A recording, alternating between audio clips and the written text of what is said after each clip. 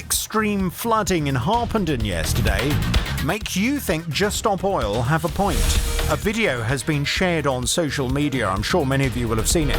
It shows extreme flooding in Harpenden. There's footage of what looks like a river pouring down Station Road, past the shops and into some of the shops as well, towards the main road through the town. Well, the group Just Stop Oil tweeted the video and they said, a flash flood of hailstones in May. What happens to crops in these conditions? And what happens to society when crops fail? We can stop this getting worse. Well, the three counties wasn't the only place affected by the terrible weather yesterday afternoon. Heavy storms caused flash flooding and widespread disruption across swathes of England. In North Cadbury, Somerset, homes were evacuated when 18 properties in the village became completely overwhelmed with water.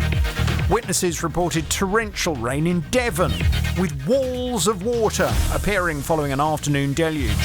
Chiltern Railways reported cancellations and hour-long delays, while fellow operator Great Anglia cancelled services between Cambridge and Kings Lynn because of severe weather. Well, the Met Office unfortunately says there could be further rain later on this week. The question I want to ask you today, does the extreme flooding in Harpenden make you think maybe Just Stop Oil has a point? Chloe Naldrett is a spokesperson for Just Stop Oil. Hello to you, Chloe.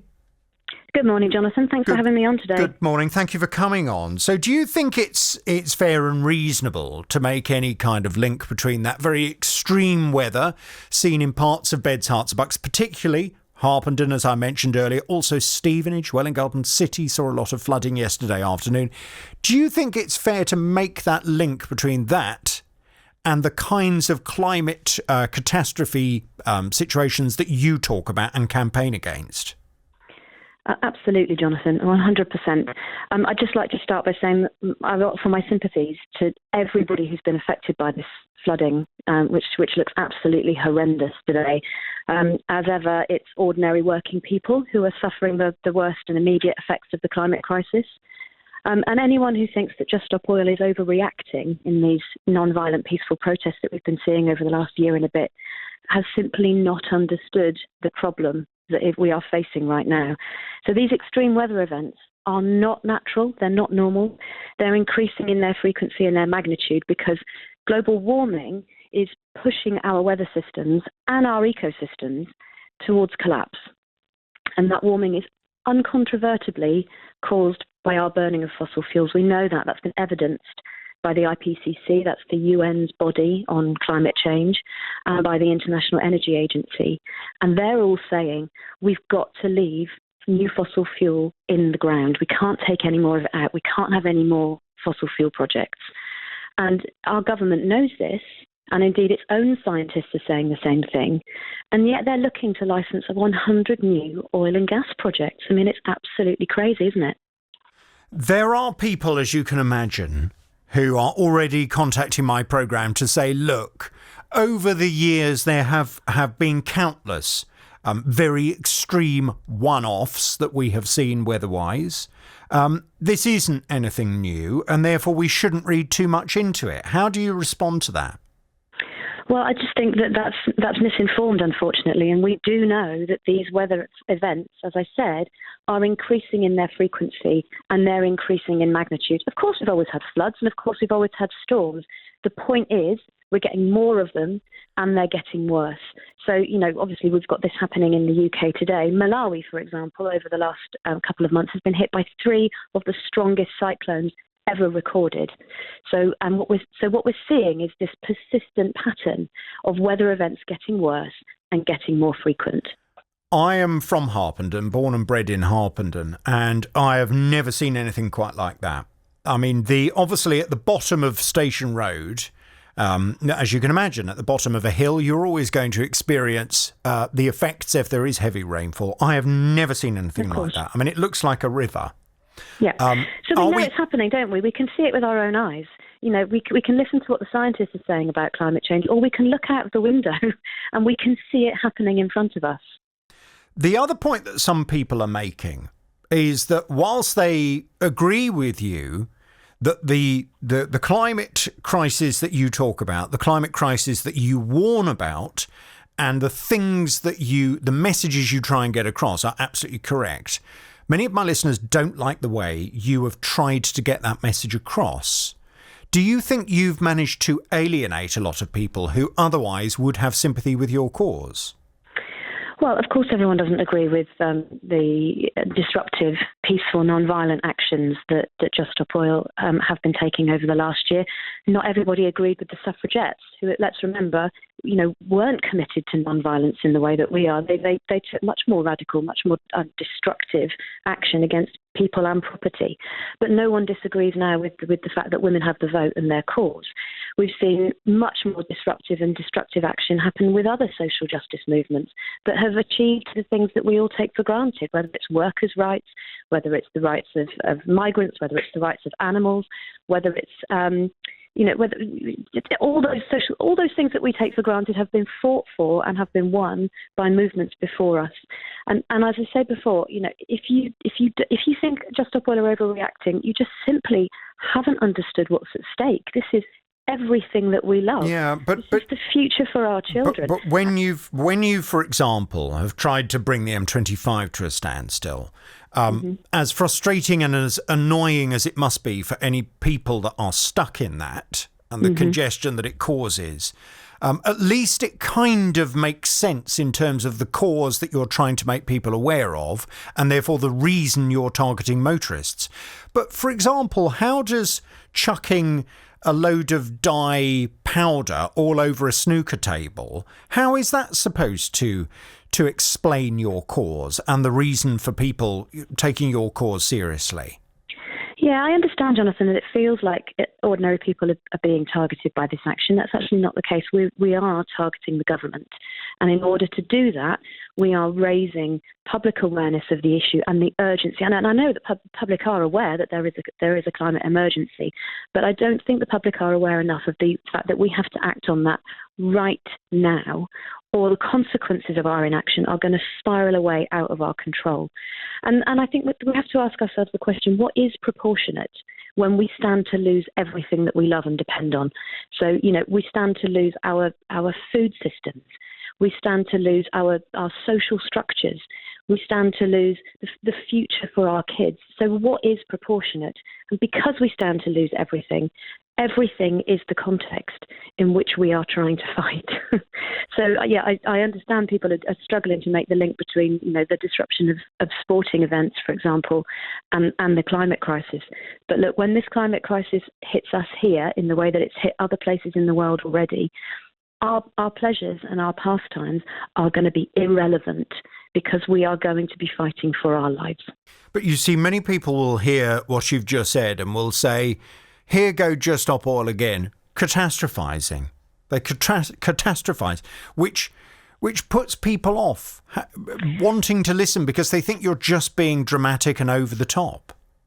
Well, Jonathan, you don't have to take it from me because this is not my words. Take it from the Intergovernmental Panel on Climate Change. That is the world's leading scientists who are, so it's about 100 of them author that report, and it includes the work of thousands more. So all we're doing is saying, look at what the scientists are saying. And this is not an opinion.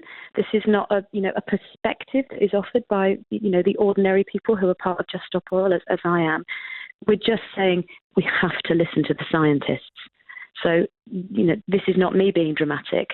The report itself is dramatic, and it's very clear what we need to do, and we need to do it right now. OK, Chloe, I gather you've kindly agreed to take some of my listeners' calls and to respond to them, which is great. Yep. Thank you for that. Stay where you are if you would. Let me bring Taryn in Milton Keynes in. Hi, Taryn. Morning, Jonathan. Good morning. So, as you've heard Chloe say, the real experience certainly in Hertfordshire, in Harpenden, in Welwyn Garden City, in Stevenage yesterday, of actual rivers running down the road.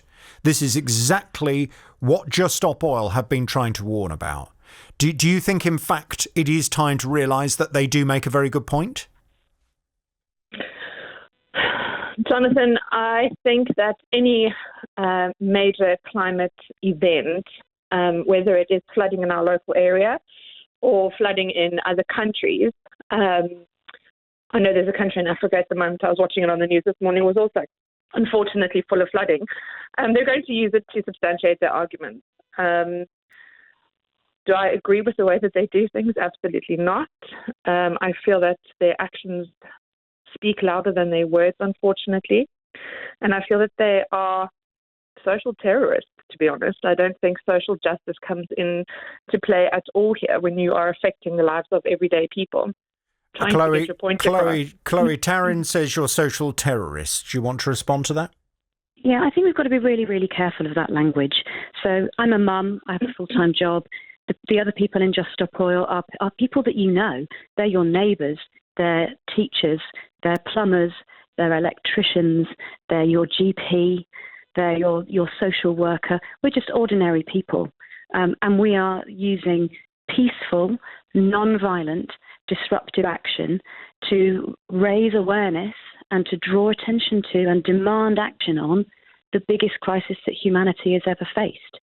So, you know, the language that's being used, we have to be really, really careful of, and the media deserves some responsibility for this. They have to take some responsibility because they are amping up the rhetoric and making Just Stop Oil supporters sound like they're othering them with this kind of language, and it's obviously being picked up on by the public, and it's deeply inappropriate. So your language is inappropriate, Taryn. Why do you feel as if the message that they're trying to get across is not a valid one? Surely we can see it with our own eyes on days like yesterday. True, but I feel as teachers and educators and people who want to affect change, there are better ways of doing it rather than causing like what? Formula One drivers because to I think almost it's really important. I'd like to talk, and I think if you are going to have a platform to be able to air your views and put forward your opinions, which I understand to a point could be scientifically based, people who disagree with you, I think, should also have a platform to use kind of disruptive language, because I feel that what you are doing is social terrorism. And unfortunately, it affects people in such a negative way that your message is lost. So I would love to see, in this situation, we were all warned about the severe weather. Why not go into the communities and help them? Why not go in and see where you can have some flood relief? Where can you go and help a mother and child who are now stranded in their house? Are we going out as a community encouraging better ways of living, more sustainable ways of living? Are we actually doing that? Are those the messages that are coming across, and are we leading by example? Or are we standing at gantries? But surely you're suggesting then, Taryn, that what you want Just Stop Oil to do is to try and help pick up the pieces. But what Just Stop Oil want to do is to try and stop the pieces needing to be picked up in the first place. Do you know, Jonathan, I would love to know how they are planning on doing that. Let me know your plan, because so often you come up against protesters, you come up against people who have very strong beliefs. And it's one thing to be really, really loud, but what are you doing about it? What is your plan of action? Rather than just sitting in the middle of the motorway, upsetting people and turning them against your cause, rather than getting them on your side. That's interesting, Chloe. So from what Taryn is saying, it would appear Taryn doesn't understand the message you're trying to get across at all. So you failed, haven't you? Well, I think Taryn makes some really interesting points about the work that needs to be done in communities. You know, aside from taking action by stopping new oil and gas projects, which is the entire function and purpose of Just Stop Oil. It's to get the government not to license the 100 new oil and gas fields that it's seeking to open at the moment. But you know, so that's what this campaign is very specifically trying to do. But what we also need to be doing is building communities that are resilient for what is coming. And I think what we have to do is see all of that work that is all important and urgent to be part of a sort of ecosystem of what needs to happen at the moment. And Just Stop Oil is doing a really important job by being right out there on the sort of radical fringes of what is considered socially acceptable. Because what we're doing is we're dragging a sort of window of acceptable action to be much, much bigger and to be much, much more accessible to more people. So, working in partnership with groups like Extinction Rebellion, who now occupy a very sort of moderate middle ground that I think an awful lot of people feel that they can get involved with.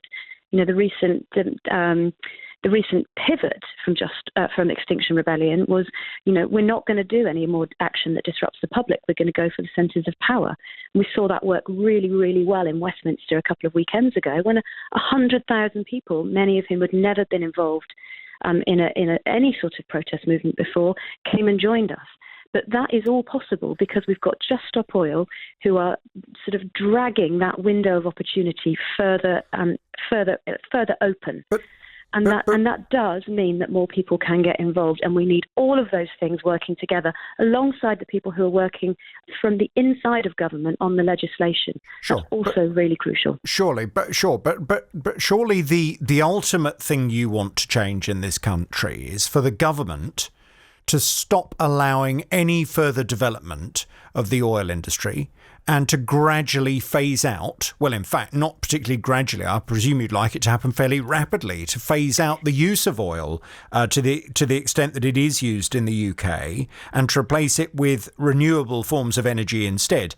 How does inconveniencing ordinary people, such as my listeners, how is that going to change how the government behaves and what government policy is? Well, the reason that we do it is because it gets us invited onto conversations like this, and it means that we're having a national conversation about what needs to happen. Although I would just remind you, Jonathan, actually, I'm on this show today not because I've caused any disruption, but because flooding has caused disruption. So, you can take it from Just Stop Oil, or you can take it from the natural world, which is going to cause these problems. Which would you prefer? But of course, what we're doing is we are having a national conversation now about the need to transition in a socially just way over the next 8 years. We've got 8 years worth of oil in reserve. We own that oil. It's come out of the ground already. So that gives us 8 years to make a just transition towards a renewable, clean economy. Now, part of that is also insulating people's homes, and it is also massively amping up our investment in renewable energy sources. Taryn, thank you very much indeed for your call. Let me bring Richard in Dunstable in. Hello, Richard. Good morning. Yeah. Right. I'm going to be restrained. Yes, please do. Let's try and have a reasonable and frank conversation, because Chloe is not being extreme or impolite to anyone. I'm going to be the same. Good. How do they think that? What do they think we can use instead of oil and gas? What proposals have they got?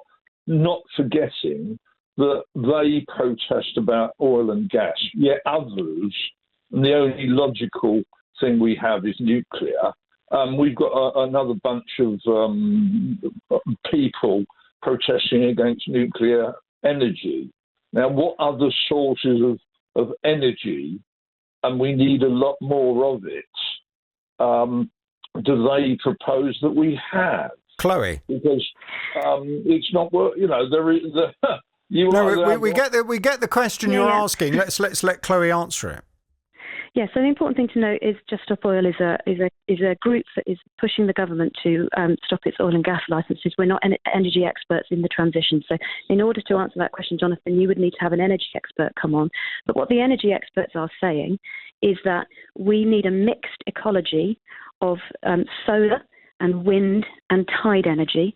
Nuclear is not the solution, but that the solutions that we need are about being more efficient with the energy that we do use. So a huge amount of energy in this country is wasted. It's wasted through our inefficient domestic housing stock. It's wasted through, in so many different parts of our economy. We are not being efficient with the energy that we use. So we need to be more efficient. We also can power our economy on renewable, clean energy, and nuclear power itself is not the answer. What about just simply transporting stuff that we need to shops? I mean, there's no alternative really, is there, to the gas-guzzling, heavy polluting lorries?